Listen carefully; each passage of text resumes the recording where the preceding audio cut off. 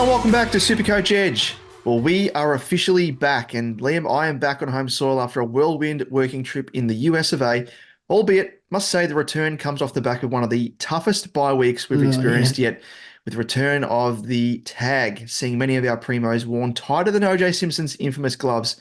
But aside from being reminded how cruel SuperCoach can be, Liam, it is great to be back. Yes, it is. It is very good to be back. And as you said, the tag is back. Who would have Yeah. thought? Who would have thought? I love that it's also just come back mid-season suddenly. Like everyone's Yeah, like, oh yeah. Oh yeah, just this is back the in thing we vogue. used to do. Yeah. I And it wonder I wonder what works. the breaking point was where, like, I don't know if something's happened whilst I've been away, but that you can comment on. But was there like a something that was it like the tagging of Dacos potentially? People were like, oh, wait a second, tagging good player actually does work. I don't know. I don't know, maybe. Like, it's just bizarre. It's Yeah. absolutely bizarre how it's gone. I mean, we've had, Green on the weekend. He was Yes. tagged. Butters, he was tagged. Yeah. Dacos as well. Yeah. Well, as up until Clarko decided to sub off Will Phillips and let Strange. Dacos run absolutely amok. But I mean, good for our super coach. So Yeah, can't exactly. complain. Yeah, well, thanking Clarko, but shaking heads as well, especially if Seriously. you're a North fan. I tweeted about it. Reminded me so much of was it last year or the year before where Hinkley was playing Willem Drew on Dacos, tagging him to great effect, and then virtually like three Yeah, it was the quarters same in thing. was Yeah. like, oh, I'll just pull the tag, and then Dacos went bananas, and Cologne ended up winning in a close one. It's just strange. I just I don't understand it. Yeah, don't understand at all. But Liam, I must mention as well, good work by you to help hold the fort whilst I was MIA, and you did very very well. And as we chat about off air, how hard it is to do solo, just because if you haven't got a bottle of water, any sort of hydration handy, you're virtually like a bit of Bear Grylls. You're finding That's any it. sort of substance to wet the whistle with. That is it. Well, it's a good sign for getting water, and the only thing I can do is to drink my own pee. But no, That's you it. did very, very well. Yeah, thank you. It was good. It was weird. It's a weird thing doing it on your own because yeah, you don't have the. It's funny how much you need the back and forth. Mm, Even just to prep and sort of while you're talking, I can be looking up stats yeah, or whatever it might be. But anyway, before we do get stuck into things, of course, as always, if you're not following us across all of our socials, make sure you do so on YouTube by searching Supercoach Edge, and don't forget to subscribe so you know when our content does drop from week to week. On Twitter, find us at supercoach_edge, Damon at DamoJ88, myself at Liam Evans_95, Facebook, Instagram, TikTok, search Supercoach Edge, and you'll find us there. very good. Well, let's blow off the cobwebs, if there are any, Liam, by going through how we went on the weekend. And interesting one for me. I ended up scoring a 1,971, which was ended up being below par ever so slightly because it saw me slide 82 spots to now sit ranked 2,269th overall. In terms of trades, I ended up going Darcy Jones to Dowling from the Crows, Moyle to Kruger, good old Freddie, and buy flip Stewart to Houston. And that buy flip paid dividends immediately, thankfully, with Houston smashing out a 174 on debut and gave me 19 players in order to, I guess, bypass McCullough's sub-effective score of 11. So that Yeah. slid out of my, I guess, not counting towards my overall score. But it was ironic because I was toing and froing. I was like, do I go for Houston? Do I go for another player like Hayden Young? Because I was a little bit worried, ironically, about Houston's ceiling or lack thereof. And of course, he came out and smashed it out with his highest score of the season to date.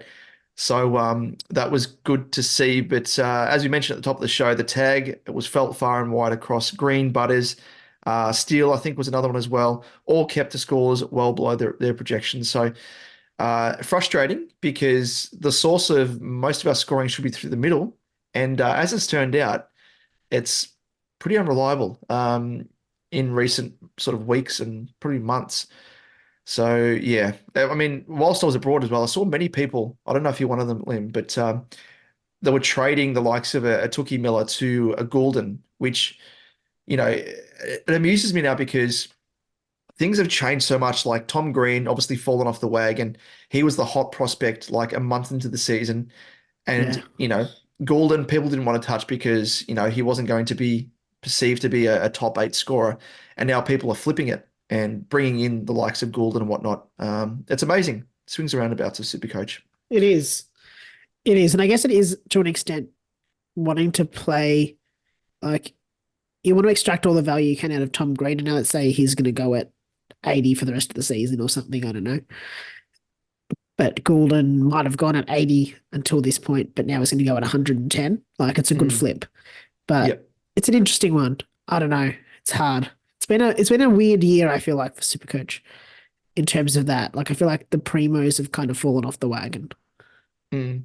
Yeah, there's been quite a few. Even guys that, and we'll mention it during this episode, but like even your boys, like Zachariah Merritt, he's had a soft matchup by and large across the first part of the season. West Coast, North, Richmond, and hasn't really blown teams away where he probably No. should have. Guys like Walsh as well started well, and he's fallen away. Getting tagged as well obviously doesn't help. But Sarong, even now, in recent weeks, he's had a few scores below 100 now.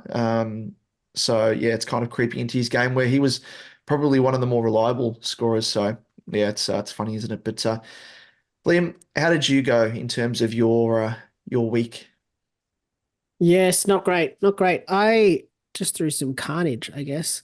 Wanganeen Malera out, laid out, Yes. and whatnot. I did end up only fielding, I think it was 15 or 16. Yep. So that hurt. So ended up with a score of 15-22, sliding down the rankings by about 7,700 spots to sit 60,581st overall. So it was a bit of a slide.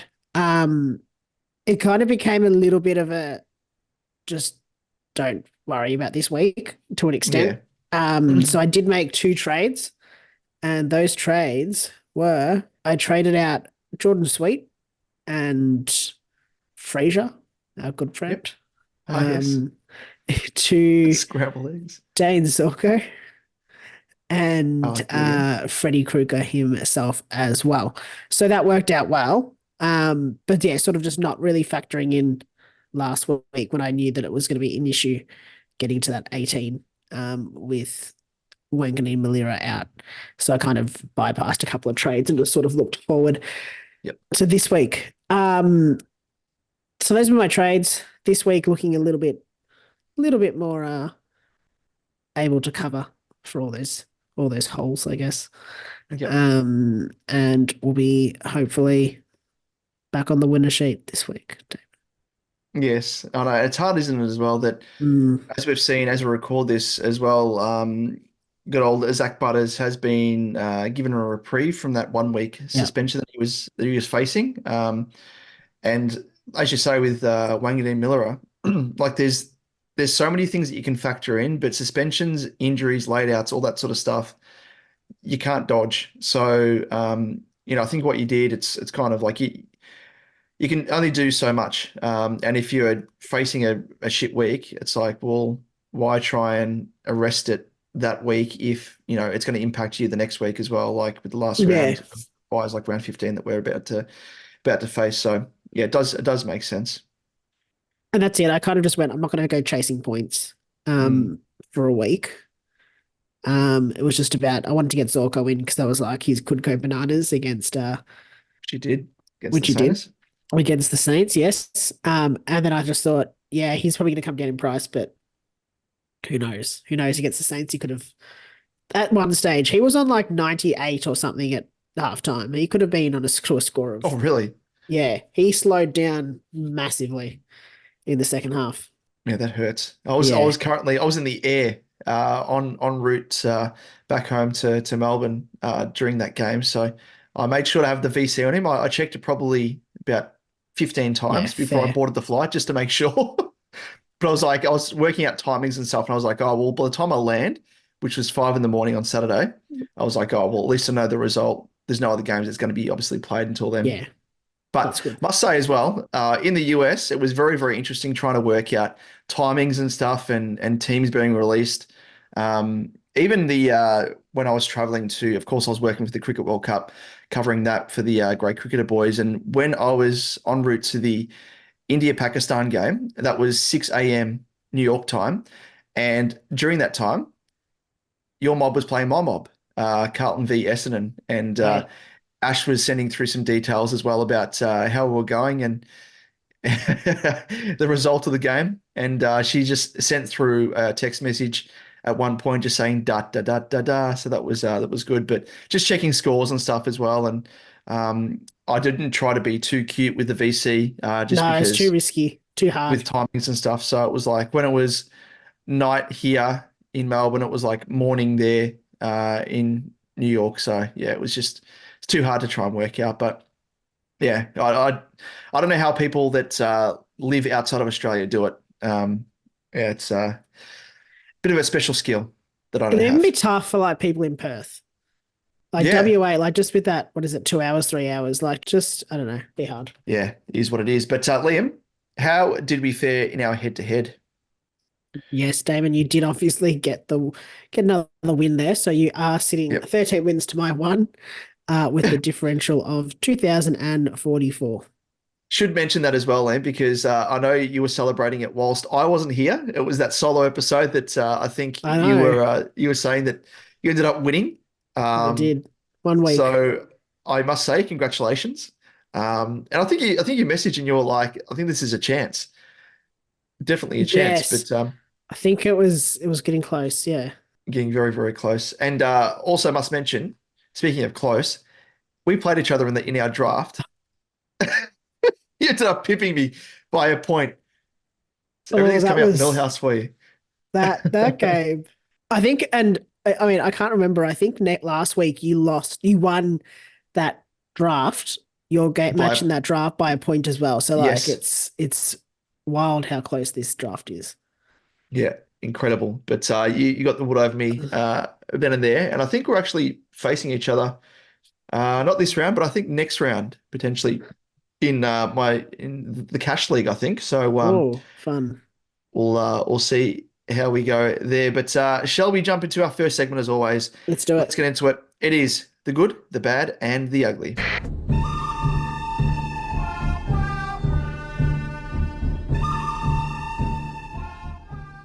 So kicking us off, we have the man of the moment, Marcus Bontempelli. So he's gone and done it again, has Lamont. Despite suffering from illness leading into round 14, he came out and rivaled Michael Jordan's flu game with an insane performance that produced 162 points. Crazy. Absolutely insane. Like who would have thought? I mean, I think we were chatting about in terms of and we'll talk about it, of course, in the I'm the captain now because there was one of us that chose Labont. But you messaged me and you were like, who are you going for in terms of captaincy? And like, well, Zorko, surely Zorko. But the backup would have been Bont or potentially Ryan. And we thought Bont's going to be up there, but for 162, incredible. Yeah, it was absolutely, absolutely 3 goals, 30 Yeah. disposals. Insane, insane. One of those goals as well was like against three opponents virtually and just like turned them inside out, kicked around his body and snapped it through. Like I don't know what he was taking, but it might have been the It's the good Condrel. to say he's gone at the pharmacy over the counter and he's Oh asked for yeah, the that's it. extra strength pseudoephedrine laced Yeah, I Condrel. think so. They which mind you as well, because the crew that I was one of the production guys I was traveling with, he actually ended up getting a little bit of a cold towards the end, and on the way home, on the flight home, he said he slept like a baby, and it was because of the fact that he bought the cold and flu from a pharmacy in the US, which, mind you, the full strength one, you can just walk in, pick it off the shelf, away you go, Oh yeah, as you do. That's the US, it's just great. that's their rules. It's You can great. probably buy them in bulk and I don't know what you're going to do with them, but we know, but we're not going to mention Did Franco get in contact with you about that? it. Um, Yeah, that was one of his import export ports in New York. He's settled up with the mafiosa there. oh, good old Franco. Yeah. Rest in peace. Uh, on to the bad. Luke Ryan. He is seriously Luke Ryan. Yeah.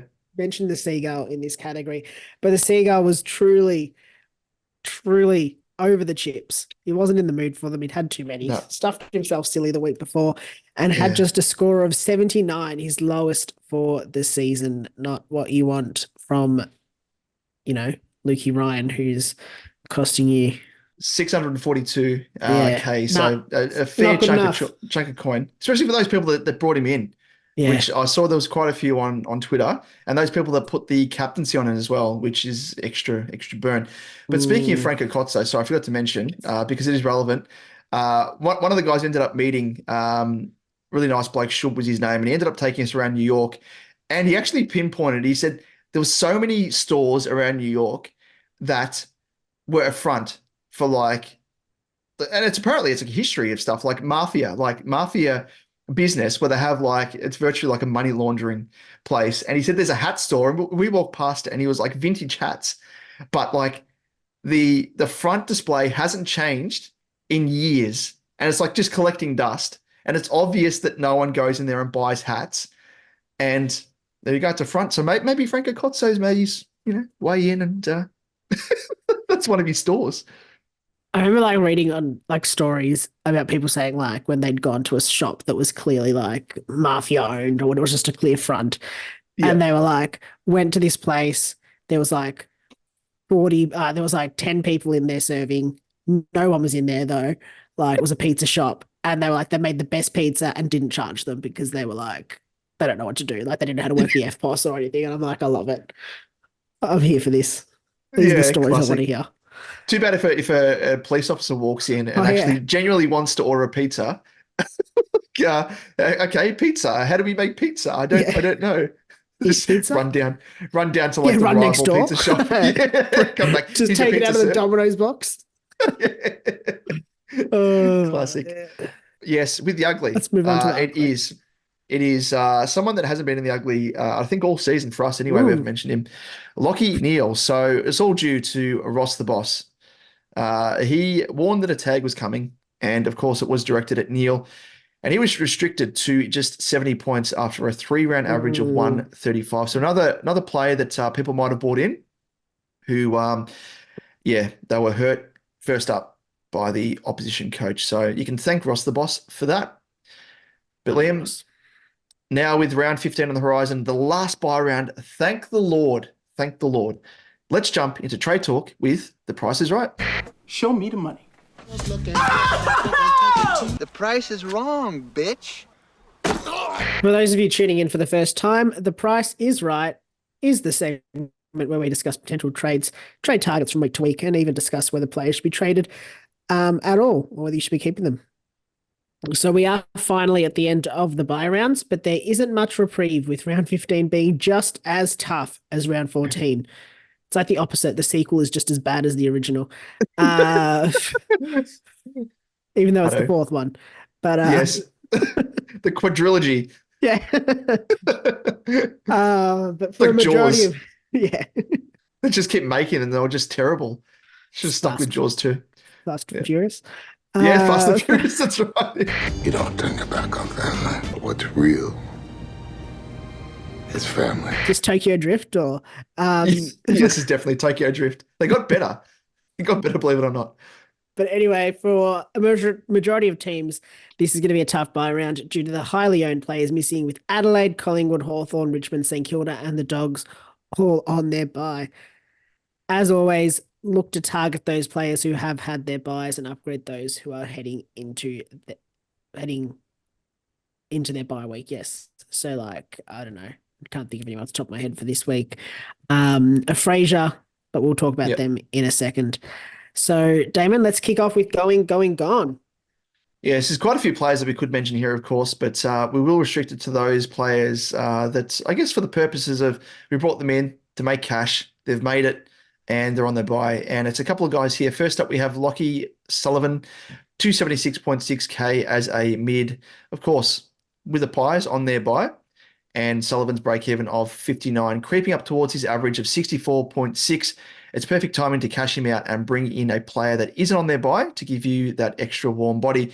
His job security does look shaky once injured stars such as DeGoey and Mitchell start to return, especially in the engine room. Has made owners 174.2k, so he's more than done his job. So yeah, use him to I guess upgrade elsewhere, or even just use him as a stepping stone if you need be. Yeah. I think that's what I'd be doing this week if you do have Sullivan. Just with that break even of 59. Yeah, that's pretty much that. Moving on to the next guy, it is Harvey Harrison, 272.8k. He is forward eligible and is on his bye this week. So same applies here with Harrison, also as one of those pies on their bye. While his break even is achievable at 43, keep in mind he has scored 42 in 2 of his last 3 games, so it isn't as clear cut as just looking at his average. Has made 92.8k in profit to date, so all but done his job. But longer term, his job security looks shaky once injured forwards such as Myercheck, Elliott, and Cox, etc., all start to return. Being on his bye, check him now for a player that is available to play around 15 to add to your playing best 18 and to just, bank that cash. Yep, spot on. And on the chopping block, mentioned him. It is Fraser and Joel Fraser, 271.8k forward mid. So he's an interesting one, really. We've put him in this category because whilst he's already made 154.5k and it's probably like, cash him in, there are reasons to keep him. And firstly, his job security is one because it looks very, very sound. So his ability to provide valuable cover off the bench is important. And probably at this point of the season, one trap I think a lot of people can fall into, which I've seen some people starting to sort of float on Twitter, is upgrading like crazy and cashing in all these cash cows or bench cover and leaving themselves with no bench cover at all, with just a handful of trades left. Got to keep in mind as well that with this point of the season, you don't want to be getting rid of all of the coverage. You obviously want to keep 1 or 2 players, especially Fraser, forward mid, does provide a little bit of flexibility and coverage across a couple of lines. But I can see a lot of people falling into this trap and, it happens. Guys getting suspended for 1 week, 2 weeks, or, a niggle. And if you don't have any cover, you're forced to use a trade. So just keep that in mind. And I think Fraser is someone that you can potentially hold on to with that in mind. Secondly, is his output. It does look decent enough, thereabouts, averaging 65. And thirdly, his break-even is 37. So if you are keen to move him on, he has potential to generate a bit more coin. However, if you need cash and need to cash in someone to fund another upgrade trade or need to use him as a stepping stone to a genuine primo, it makes sense in that situation to trade him if need be. I agree. I moved him on recently just to get him, for the upgrade opportunity to get him up to Zorko. But I agree. I think you could almost hold him this week. If you do have a Sullivan or a Harrison and a Fraser, I'd be looking to trade those first 2 over him at this stage. I think there's just more upside there. So moving on to the get them ins, and next up we have Dane Zorko, 573.5k. He is mid forward eligible. Zorko comes off a massive 141 game against the Saints, who do love to concede points to opposition defenders. So of course, Zorko, I wouldn't even say he had a picnic. I'd say he had a feast, an absolute feast. It wasn't some soggy chips just left around. He was feasting. It was like a cheap sort of smorgasbord, like going to Costco. Yeah. And you get the cheap soda, you get the hot dog. You pretty much have like a handful of those if you really wanted to. At the might cost you a couple of dollars, but yeah, he's dined out. Absolutely dined out. That is absolutely it. Despite his high score, his price still dipped 20.2k, but is largely due to the round 11 score of 66 being in his price cycle. But that score drops out of his price cycle this week. So if he goes large again, his price will be catapulting back up straight away. In summary, he will unlikely be any cheaper than this. And with defender-friendly sides in Melbourne, Eagles, Collingwood and Saints on his run home, it is absolutely time to load up. I agree. Brought him in a couple of weeks ago, and for those people that held off, I mean, sure, you missed out on the 141, but I think as you mentioned there, with his upcoming run, he's going to be a juicy own. And yeah, I know a lot of people are just holding off and trying to be a bit different, which is fine. I think if you're in a position where you need to create a little bit of difference, it makes sense. But I do think with his ownership, it provides a little bit of safety. He's at 31.1% ownership now. So yeah, if you haven't got him, and especially in the forward line where we're just lacking any real options for good primos, it makes sense to try and target someone like Zorko. Moving on to Zachary Merritt, or Zachariah, as we know that his name is, Liam. He's priced at 577.6K as a mid, and has been a really topsy-turvy season for Merritt. Despite a favourable fixture with soft opponents, as you mentioned earlier, he hasn't really blown too many sides out of the water with massive scores, and has actually dropped 90K since round 5, with his average dipping from 126.8 to 117.5 in that time. He does face another minnow in the Eagles this weekend, however, who he scored 121 against, so does present as a cut price option, considering also that he is still the 7th best scoring mid. And also consider his usual history of going bananas after the bye. Yes, So good point. that's the one thing that I would be considering with him. I think even if he just continues to average around that 117 mark, like it's not a bad pickup for 577K. Should see him finish as, top 8 mid by the end of the season. Sure. Also consider there's a few potential tags coming up. So they play. I'll bring it up here. It is obviously next few weeks they might be okay. Geelong, O'Connor, potentially. Yeah. Collingwood don't really tag. Melbourne, they haven't tagged, have they? No. Yeah, okay. I think it's the later part of the season. There's 3 or 4 weeks where I think there's potential tags coming. Yeah. If I remember correctly. Yeah, well, Sydney in round 23. So Jordan, you'd think. Gold Coast. Who do they use as a tagger nowadays? Okay, maybe I made this up. Fiorini. But I suppose St Kilda, you've got Windhager, yep. Adelaide would be Berry. Yep. Yeah, that's true, yeah. I don't know, there's a couple. Brisbane there's would be the couple other Berry. Yep. At the end of the season, potentially. It'll all come down. I mean, it's hard to... Every mid is going to have this issue, though. Every mid primo is going to be facing tags like this. I doubt there'd be a single one that's not going to face a tag. So it's going to be about limiting those games where possible. Yep, that's spot on. Fun story, though. Went down to Essendon training on the weekend. Oh, yes. What did you see? Just by chance, I just saw the back of Zach Merritt as he ran inside when I got there. When you say saw, you meant like you caressed with your hand? Oh yeah, no. I mean, like literally, I got there. They were doing drills, and then they just started running. They were running laps, and then they were doing some other stuff. And I swear to God, he like saw me and went inside. He knows. Of course. Of course he knows. Did you yell that to him at least? What's your actual name? Is it Zachariah? I think he went inside just to get his license to prove to me once and for all that it's not Zachariah. What's with the H?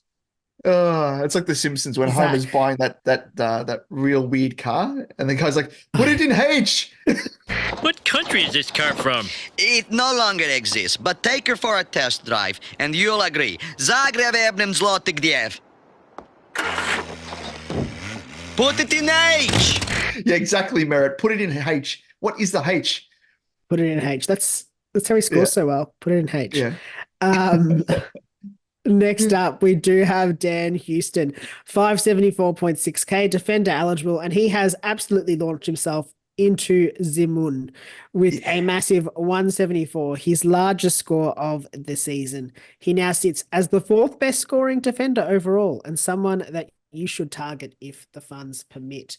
With a break-even of 63, this could be the cheapest you get him in for a little while at the very least. So definitely consider him if you can afford him. Yep. No, I enjoyed owning him for the first week, and hopefully that continues. His teammate, though, and captain, Connor Rosie, 418.9K as a mid, of course, has now dropped a total of 182.3K, which dates back to round 6, where form and his, of course, that infamous game where he was played through that hamstring injury has seen his price slide. Played his first full game in the weekend, which is obviously good signs. Scored 75 and goes into this round with a break even of 130. So you could still potentially wait at least another week as his price could dip, believe it or not, below 400K. So, we're talking about him in the realm of, an M9 type spot, which is what I'm looking at the moment, potentially to get him into that price, 400K, for context. Geez, I don't know, like a rookie, if you're upgrading a Fraser to him potentially, it's like 130K difference. That's Yeah, nuts. even Revel, same sort of areas. Crazy, crazy stuff. So if you have some spare coin and spare trades, you could potentially do it. Or sneakily, could you trade, if you want to live a little bit dangerously, trade a Jack Steele down to Connor Rosie and bank Potentially around about 130K risky. to fund another upgrade, but risky, but yeah, Could be interesting. could be a good payoff though. Mm, I think you can definitely wait another week. yeah, He's one, like, if you really needed to get someone in, I mean, at that price, you can't really be too upset, yeah. but you could potentially get him sub 400K. Yeah. Just before we move on to the on the bubble, Liam, I'll pass the baton over to you. Just want to mention as well a guy that we haven't got written down here, but it's someone that probably should mention because I've brought him into my team, and it is one of my boys, one of the baggers, the good old Charles Curnow. Mm. He is priced at 448.3K. He has dropped below 97K. Sorry, dropped 97K below his starting price, and the good thing about him is he obviously we know what his scoring ceiling can be like. By and large, he's averaging 89.4 for the season to date. He's had quite a few games in the 80s, 90s. He's had 4 scores, 100 plus. But the big thing about this is, and I know firsthand, obviously being a baggers man, the fixture opens right up. Obviously, the first half of the year, tough matchups, but now this is where we start to get the easy matchups. So we've got Richmond, there's North Melbourne, there's Collingwood, who he likes to play against in round 21, Hawthorn. This is the end of the season, by the way, as well. Collingwood round 21, Hawthorn round 22, West Coast round 23, and St Kilda round 24. Obviously, of course, that features across the SuperCoach finals period.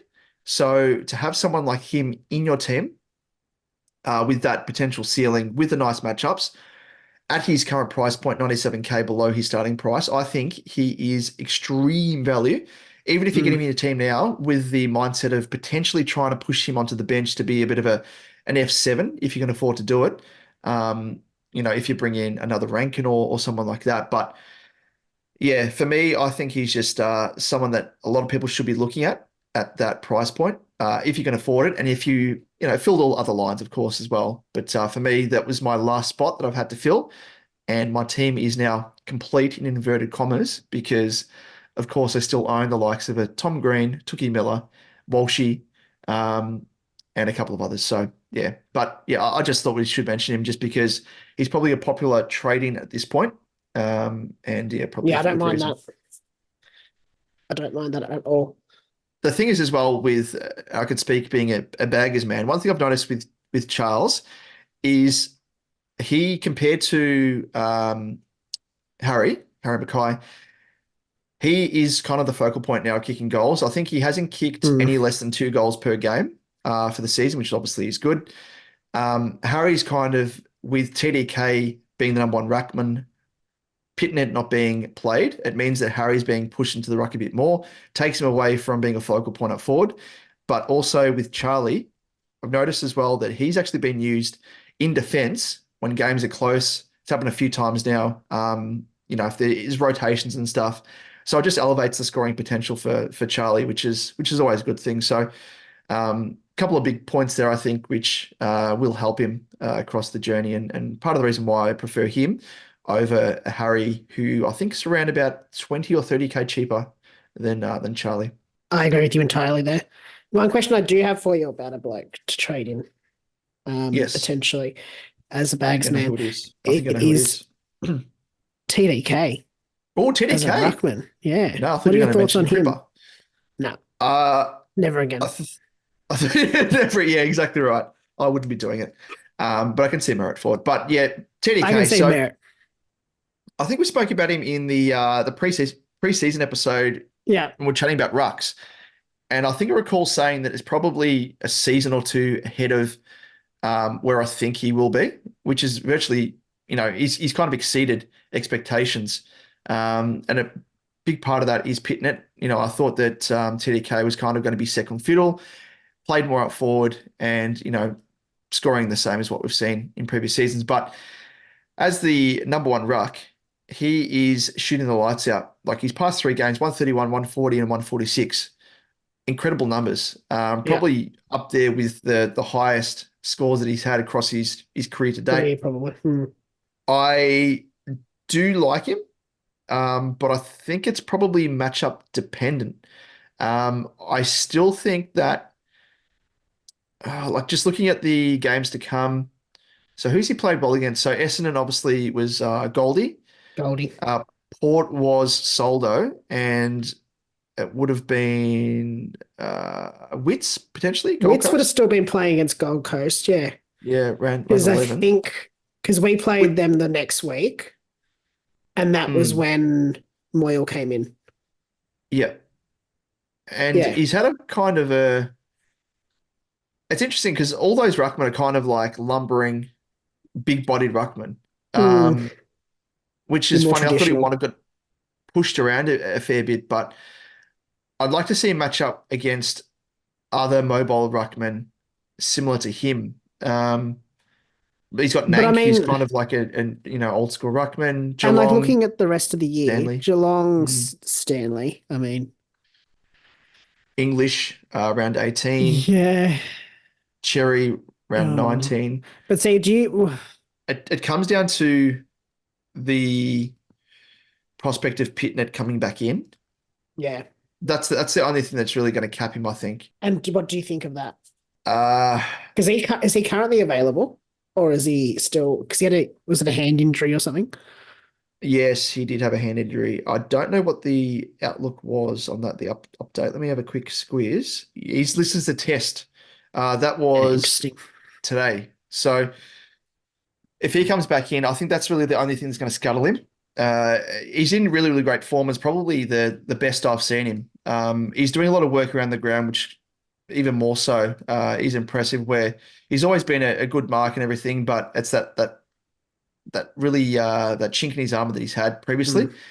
Looks as though he's going well, but provided again number one ruck, yes, I'd go for him. But if Pitnet comes in, I could see him regressing back down to an 80 type average. I agree. Which, yeah, he's obviously been exceeding over the past 3 weeks, but yeah, I'd probably wait to see if Pitnet is named. But again, I mean, why change a good thing? That's what that'd be my logic. I feel like you guys look better with him. Yeah, exactly. Like Pitnet's good. Like he's actually showed a couple of good games there, but Geelong coming up, you could probably just roll with TDK. Richmond, same thing. I don't know, unless it's just to give TDK a chop out, which he's going to slow down, I think, because he hasn't been used to being the number one The ruck main for ruck, extended periods. So I can see Pitnet coming back in for that reason alone. But yeah, it's a risk, but I think it's a calculated risk considering what his output has been. But yeah, good discussion there, Liam. No, I fair. do like it. Love it. Let's move on to the next category, Damon. On the bubble. And it is Carl Warner, 134.1k, defender eligible. He was a late inclusion to the Freo side with Chapman, a late withdrawal, scoring a 78. He hasn't played since round 1, so his job security is very naturally based off that suspect. Yeah. And if Chapman is declared fit this week, he could see himself out of the side yet again. At this point, job security trumps cash gen potential, given most sides. Sorry, we'll have a full premo side coming out of the buys, and not sure he really offers that. Is a downgrade, but not really a one that gives you strong job security. Yeah, no, I totally agree. He looked pretty good early on, like when he played his first game, and I think he got concussed and was out for a fair while, and then just hasn't been able to find his way back into the side. But yeah, I'd be worried about Chapman because it looked like it was just virtually him being subbed in, and once Chapman's fit and ready to go, um, he will be out. And let me just have a quick look as well at the injury updates because they obviously got updated today as we record this. And he is listed as a test. So yeah, we'll know anyway. Come team sheets if Chapman is past fit to go. If But Warner even then, I think stays based inside. off that, like, don't pick Warner. Like, his direct He's just replacement is a depth. test. Like, it's not direct replacement is, 3 weeks away, and you're like, okay, well, Yeah. he's going to have 3 weeks in the side, and then maybe he can stay in for a bit longer. He's potentially out this week. And if he's not out this week as a test, he's probably out next week. Yeah, true. Yeah, exactly right.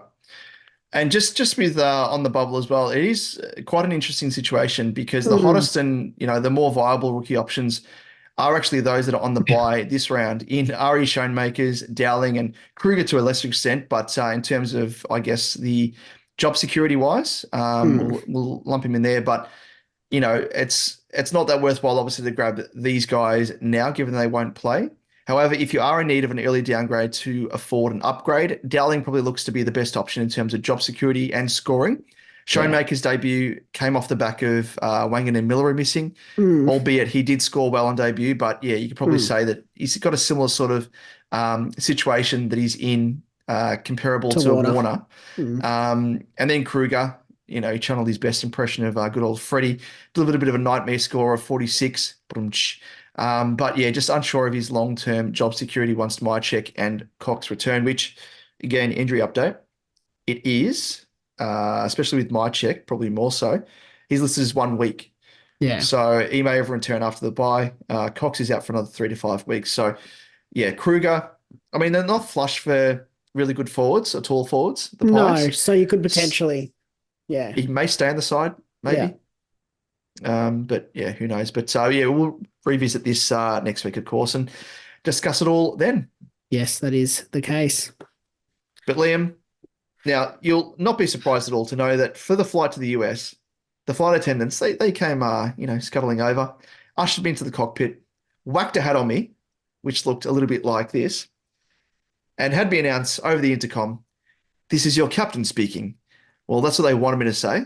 Or instead, I ended up saying, "I'm the captain now." Look at me. I'm the captain now. A little bit of a story. It took you on a journey. Then. You didn't know where I was going. No, I didn't. I really didn't. I had no clue. Just like the passengers had no idea where we were going because I'd never flown a plane before. Did you get Autopilot. escorted off? Yes. They're like, "Sir, get off the plane." And I'm like, "But I'm the captain now." I'm the captain now. Moving on. We chat about what VC and C options you've got for the upcoming round of Supercoach. As always, we've done the work. We've scrounged through the data and we've found the options, the top options for you to consider. And bear with us because this is not a great week. No. Kicking off with Zach Butters up against Brisbane, and he has a mixed bag against the Lions with his last 3 games being 101, 114, and 124. Got tagged against the Giants last round, but has gone 120 plus in 6 games this season, so it could be a nice VC option for you.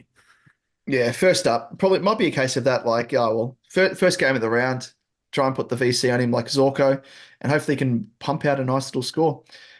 We also have Isaac Heaney up against the Giants. He's averaging 126 as the number 1 scoring forward thus far and comes off a score of 141 on the weekend, but has only scored below 100 in 2 games as well. So 98, 94. So it does provide a bit of a high floor and a high ceiling, as we know, but can he do that against the Giants? Not that favorable scoring in recent times. So yeah, I don't know, but it is Heaney. He just seems to be pumping out some nice scores.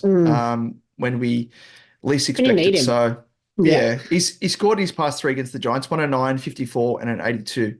So, yeah. Yeah, it's not much to write. And that 109 would have been earlier this season as well. So, yeah, round 8, yeah. Yeah. Interesting. Next up, we've got Gawn up against North Melbourne. And North are actually the 3rd most restrictive side to opposition rucks, but was also able to post a score of 130 against them in his last encounter. So a bit each way there.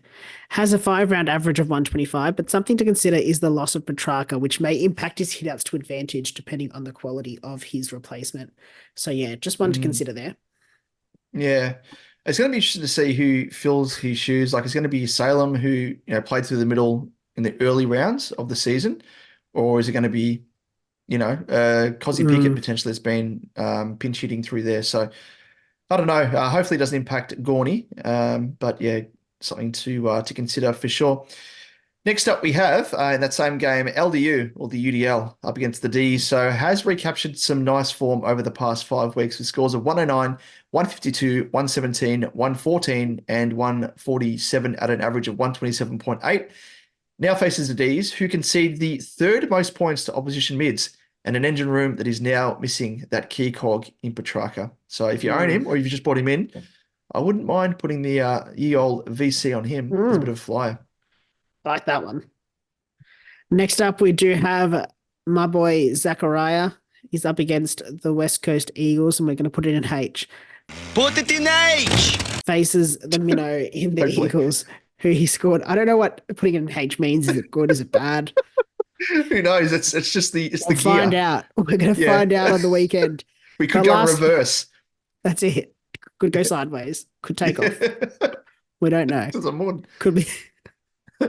It's actually the helicopter. It all makes sense what the H stands for now. But he did score 121 against the Eagles in his last encounter this year. While his scoring of late hasn't been anything to write home about in a captaincy sense, in terms of matchup, he does get prime opportunity to put up a nice score against an Eagles side that is conceding the 2nd most points to opposition mids. So could be a nice, I think he's just C option really. Yeah. Playing on that Sunday 110, I think it is. Yep. That's the one. So cheer him on, Liam. Be there. Are you going to be there? Marvel Stadium? Yeah. I'll sit right at the back so that he has more access to the whole field. The 50 meter restraining order. You can't get to the boundary. Yeah. Well, he can't. He won't want to come closer. So you won't want to. Yeah. So I'll just keep yelling out to him. Put it in H, and make sure that he does put it in H, because we want a nice captaincy score. Next up, we have that Seagull in Ryan up against Gold Coast, and we can't discuss captains without mentioning that Seagull in purple. Had his lowest score of the season on the weekend was 79, but now returns to his home turf at Optus Stadium, where he's averaging 122. The Suns conceded the 11th most points to opposition defenders, so we're going down the list here. So not really much of a matchup exploitation, but he's always one to consider. Do you like that, Liam? I had to go DFS Australia. I don't know why 11th made me. I don't know why that's so funny, but just 11th. Yeah, it's just like it's past the halfway point. Yeah, it is. Like it's so it's actually negative. it's actually almost. You're going down the boat. It's a bit of Homer Simpson with Maud Flanders, the ones at the bottom.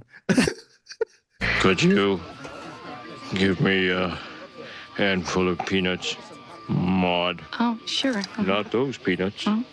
The ones at the bottom. Oh, okay.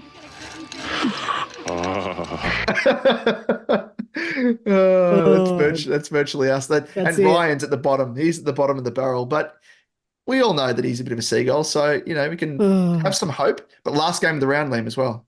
That is it. Risky play. Now, on the other side of the field, we do have Flanders up against Freo, and Flanders has yet to score below 100 all season, and now faces a Freo side that concedes not the 11th most, not the 10th most, not the 9th most, the 2nd most points to opposition defenders who take bulk kick-ins, of which Flanders fits the bill for. So, combine that with the fact that he has a 3-round average of 132.7 and a 5-round average of 126.8, and he presents as a tantalizing prospect. However, the return of Will Powell could alter plans and see him shift and spend more time through the middle. It could actually. It's a risk. Yeah. Bloody Will Powell. Ruining everything. I'd love Flanders if it wasn't for him playing the last game and not being able to VC him. If I could VC him, 100% I'd take him. Yeah, exactly right. Yeah. It seems like a bit of a risk, which is silly enough to say because, as you say, he hasn't scored below 100 all season. So it does provide a little bit of safety given that. But yeah, it's something about it. I don't know. It's just uncharted territory. But isn't it funny? Like the mention, just the mention about the reference to Homer Simpson asking Maud Flanders, and then we talk about Flanders himself. Yeah. Yes. Homer and his peanuts, not those ones. The ones at the bottom. Simpsons were good, and it like zooms in on the cleavage as well, which is hilarious because that would never fly nowadays, even though it's a cartoon. No. But quite funny, like sexual humor. Hilarious. But anyway, Flanders, Ned Flanders, just avert your eyes and yeah, come through with the goods as a captain. That's it. But Liam, head to head, it was an interesting one. An interesting one. Probably one of the tighter, more scintillating contests between us in terms of our captaincy selection. So I ended up going for Zorko. And of course, he sent this through to me via the Telegram. Came through and said when I was in the US and or carrier pigeon. Woohoo! What did you want to go for as your captain? And you helped me out. You said there's Zorko, who has a great matchup. And I said, you know what? I'll take it. 100%. Defended us against the Saints. Came out, scored the 141, as we know. And I thought, here we go. I landed as well. Landed back in Melbourne, saw the score, and I was like, hands behind the head, kick up the feet in the desk because I've got you covered again. And of course, you went for the second option between us, and we both liked Bont.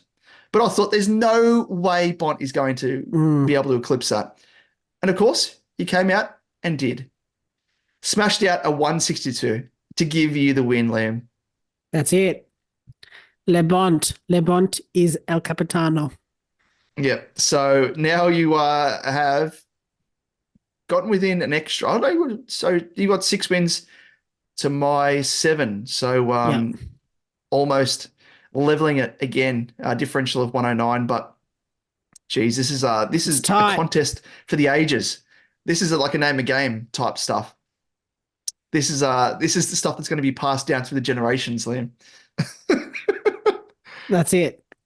I have nothing to add to that other than who am I going to pick? Yes, exactly. First pick. I mean, I could go for Ryan, who has, a favorable matchup of being against the 11th most One's at the points bottom. conceding. I could go for Flanders, who I do like. I'm going to put it in H. Yeah, I knew it. That has different meaning. Putting in an H if you say that. I'm going to put it in H. And take my boy Zachariah. That makes sense. That makes sense. Good old Zachariah. Geez, you've left me with a smorgasbord of options here, Liam. That's it. Is it better or worse than the Zorko's Costco?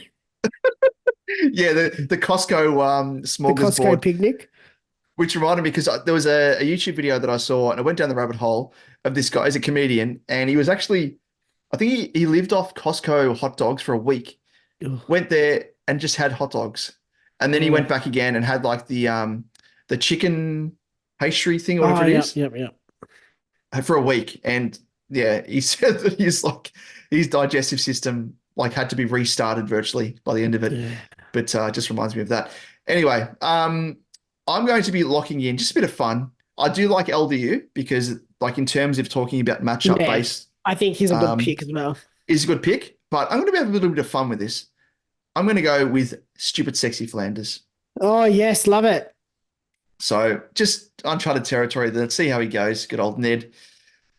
And that's that. I do like this. We've both gone biblical here. You've gone for Ned Flanders and I've gone for Zachariah. Very good. I was like, biblical? What do you mean? Yes, of course. Yeah. Purple drapes. Purple drapes. All my life I've wanted purple drapes. Ashley's going to come running through. What was that? There was a woman screaming. Are you having an affair? No, it was just me. It was purple drapes. It was purple drapes because you know how much I love purple drapes. Oh. Anyway, let's get into the next segment, Liam. And it is... I got to know. No. Hey, That's to know. Ooh. Is there an echo here? First up, we have Television's TR at Television's TR. And he asks, we're planning for a while to sideways Oliver to Merritt after the bye. Yeah, okay. But with Petrarca out, a Tom Green or even Took Miller better options instead. Interesting. That's kind of an adverse to, majority of people are trading these guys out. Oh, okay. I get what he means now. Sorry. I think he's saying he was going to go Oliver to Merritt. Oh, he's going to sideways Tom Green or Took Miller. Or should he do Tom Green? So it'll be Oliver, Tom Green, or Took Miller to Merritt. Yep. Because he's saying with Petrarca out, Oliver's prospects should go up. Yeah. Okay, we get it. Sorry, we took us a little while, Televisions, but we got there. I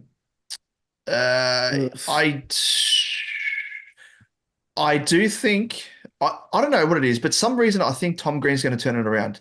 We saw like late in the season last year, he did his hamstring, came back, and he was killed. He just absolutely killed it. Yeah. Took Miller, I do like as well, but if he gets tagged, which is strange. I don't know why you're tagging tagging him. With Tookie Miller, he's got a high floor. Like he's at 95, 97, 93, 108. And he's at 122. Hasn't really shown the ceiling. So maybe, but I reckon even then, their prospects are better than Oliver. I just think with Petrarca out, does it expose Oliver to being more of a tag prospect? I think it hurts Oliver more. Personally. Yeah. I just think it's to put all your eggs in the Oliver basket, considering that he hasn't really shown anything without having any attention. He's scoring similar to Tookie Miller anyway, in maybe Green. 97, 73, 92, sort of 124, 87, 141, 82. So I just don't think he has the ceiling currently. He's got, he's had those couple of big games, but they're few and far between. Yeah, totally agree. He's priced at 498.6K, Oliver. Miller, 528.7. Tom Green's 456. You'd probably say almost that Tom Green's in the area where he's not going to afford you to bring anyone in. You're going to have to dip majorly into your bank. He's already highly owned. And the off chance that he does turn his season around and you get rid of him, you're going to be kicking yourself. It's going to hurt. Yeah. So just write Tom Green off as a bit of a nothing sort of scenario because he's owned by 48.5% of the competition. It's going to hurt you and 48.5% of the competition anyway. So it probably comes down to Tookie Miller and Oliver, and I'd probably back in Tookie Miller over Oliver personally. I agree. I think it's a flip of the coin for me between Oliver and Miller, but I think Miller's shown more this season than Oliver, and I think Petrarca out hurts Oliver more in terms of attention than it probably helps him. Very good. Next up, Cotsy. At Cotsy6 on Twitter. He asks, I am currently looking to finish my team with one of these two options. Do you have any thoughts? Are we missing? So it's he's got here. So these are the two options. Yep. Curnow and Walsh in. Yep. Or Mackay and LDU in. So we don't see who he's trading out. That's the only thing. So it's virtually, does he go for a Mackay or a Curnow, or does he go for an LDU or a Walsh? It's very 50-50 here. Yeah. I think I prefer LDU and Mackay. Yep. I tend to agree. But definitely prefer LDU over Walsh. Yeah. I prefer Curnow over Mackay. If you could do that combo, there's a 26K difference between Curnow and Mackay. So there's a 35K difference between those two trades in general. So trading in Walsh and Curnow. So I'm just wondering, I don't know. If you could choose, I'd be going LDU and Curnow. Yep. 100%. Yeah. So you'd have to find that cash of 26,000 to do that trade. Yeah, if he doesn't already have it in his bank. I would, but based off that, if you only had to do these two, I'd lean towards Mackay and LDU. Yep. Yep. I think agree. LDU offers captaincy a more consistent scoring base than Walsh does, and potential captaincy options. I agree with that. I don't think Mackay's going to be a top 6 No.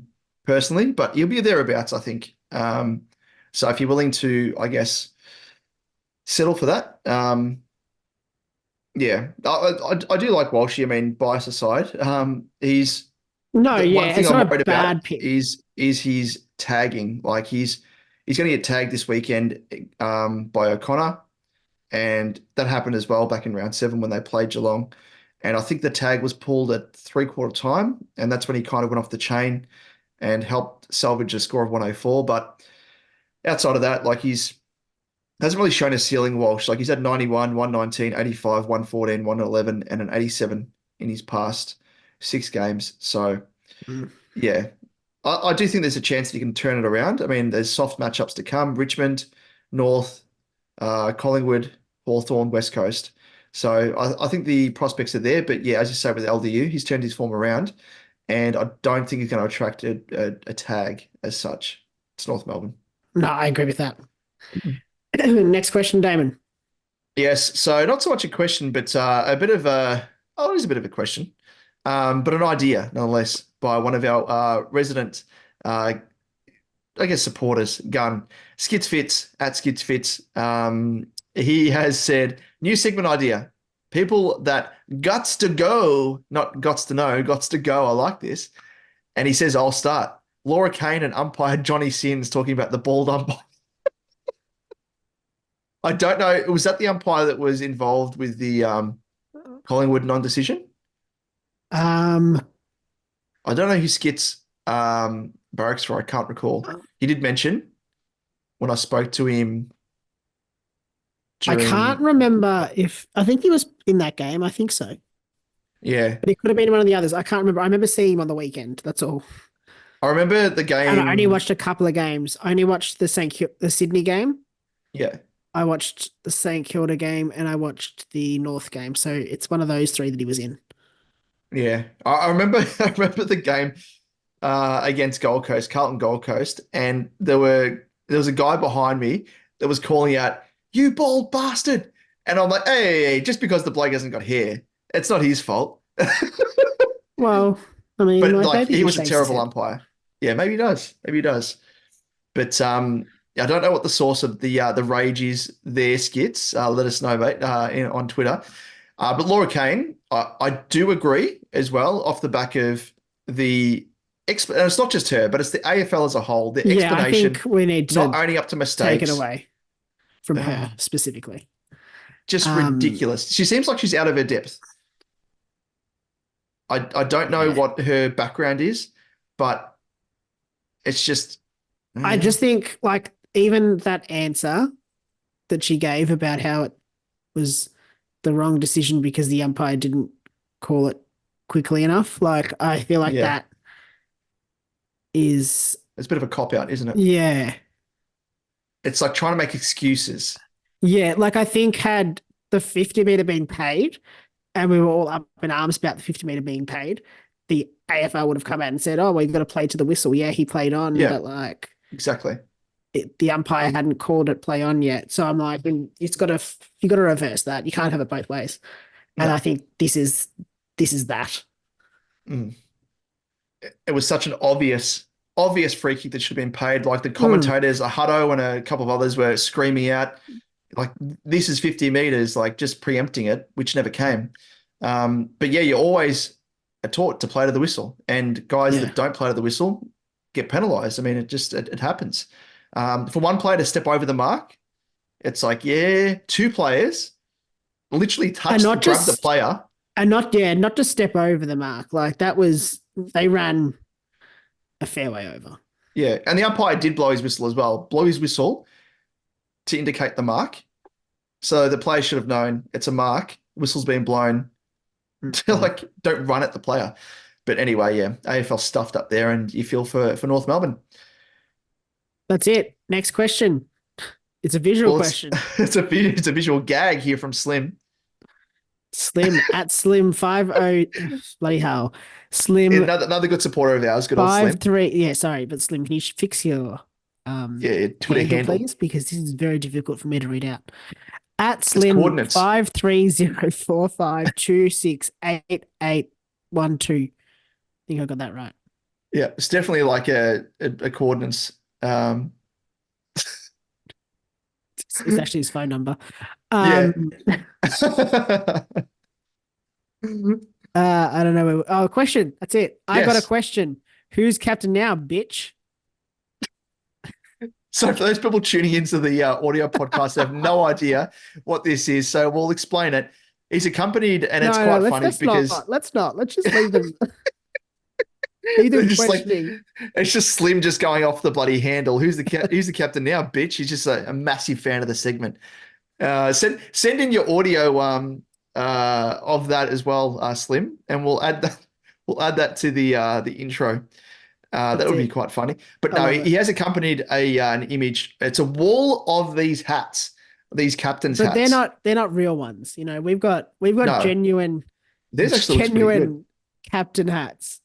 This actually looks pretty legitimate with the colors. Like this is like, Mm. Mine's still got the tag. I can return it if need be. What are you talking about? It's you didn't buy it. It's a legitimate captain's hat. Exactly right. It was gifted to me, as I said, on the flight across to the US. Yeah, with Or was it the flight back? I don't the know. great Maybe it's both. anchor on it. I love it. Planes with their well-known anchors. Yeah, that's how they port themselves at That's it. at the airport. See, Silly the me. airport.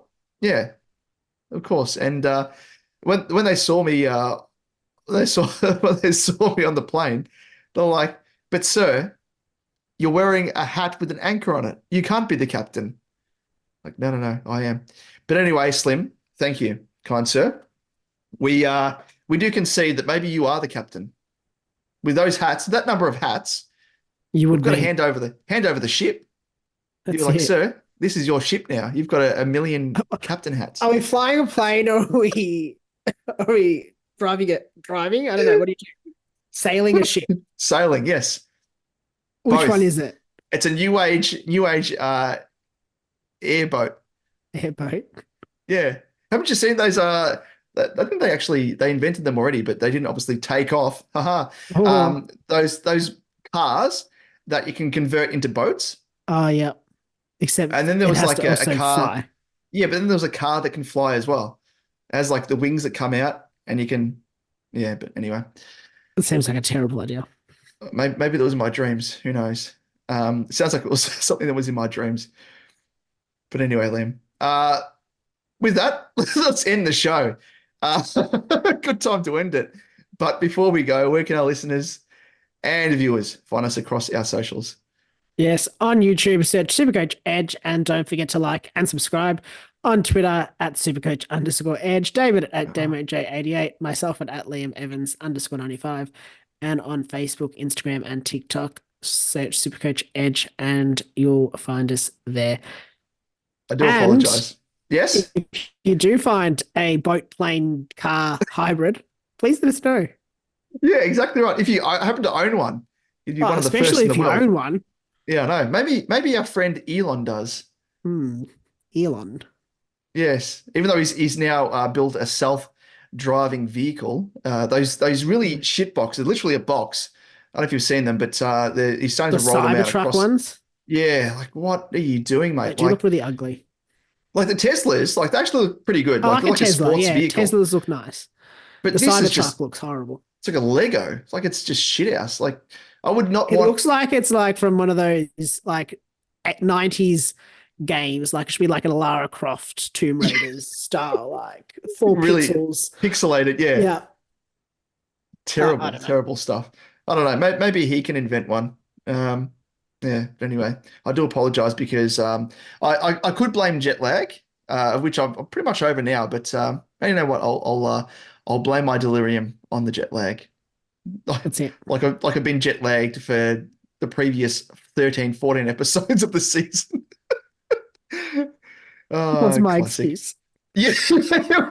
I don't know. Jet lag, illness? definitely jet lag. Oh, Yeah. jet lag, I'm yeah. still jet lagged. Yeah. Yeah, I yours don't know is when the jet last time I lag was as on a well. plane. Yeah. No, yours is boat lag when you were Boat the lag. captain. Yes, I was the captain Boat lag, it's a on thing. my boat plane. Boat plane, yeah, boat plane car. Well, Liam, that does round us out for round 14. Thank God. Best of luck. Thank the Lord, it is over. But it's not over. It's not over for us just yet when it comes to the buys because we have one more left. That is it. One more. Thank the Lord, it's coming to an end. And thank the Lord, many people are probably going to say that this episode's coming to an end. We've got to blow off the cobwebs. You know what it's like. We've been in a hiatus for a couple of weeks, or at least We myself. haven't been able to have our little tangents. Yeah, exactly right. We had to make up for it. So would apologize, but no, you just sit through it and This is our show. It builds patience. Yeah, exactly right. It builds patience, endurance, patience of a monk. But anyway, Liam, as we always say, may your trades hit the mark and your scores head to the moon. Head to the moon in your car, boat, plane. Let's put it in H. Yeah, put it in H.